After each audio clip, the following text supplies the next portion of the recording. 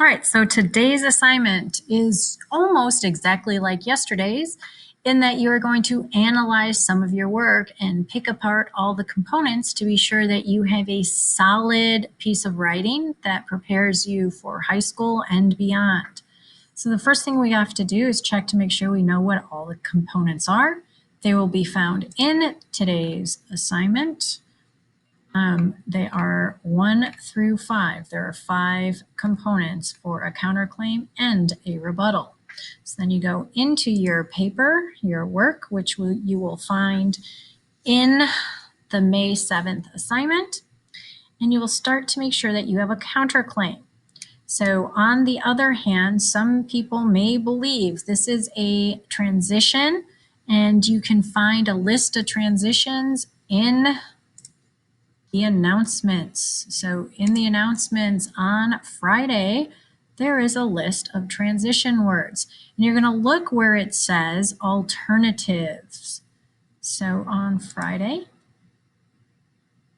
on the far right-hand side, no, that is not Fridays, sorry.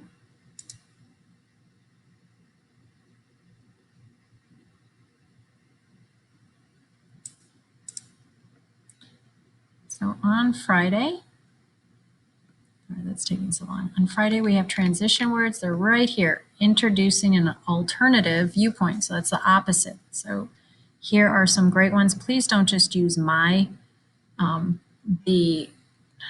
transition words I use. Please try to be creative with this. There's a whole list here for you. So once you have done that, you underline it, click on underline, add a comment. 1 is the transition words. These are transitions. The next spot, if we look at our work here, the next is where's the counterclaim? So the counterclaim is opposite than whichever one. So here we said Casavell did a better job. Do I have that Peacock did the better job? Oh, that would be the opposite counterclaim. Here it is. Here's the underlining. I click on the box again. Number 2, this is the counterclaim. Now down here is the rebuttal. This is where I'm going to find the claim, the number 3. So when you look over here, where's the claim again? It's down in the rebuttal. So we go down here. Casavell still did a better job developing the theme. That again restates my theme. Or my claim, so that is the claim. That's the claim. And then you're going to go through all the rest of the steps, find the evidence that supports each one. So you have to make sure you have evidence. And then there's an inference at the end. What does it do? You have to make an inference on how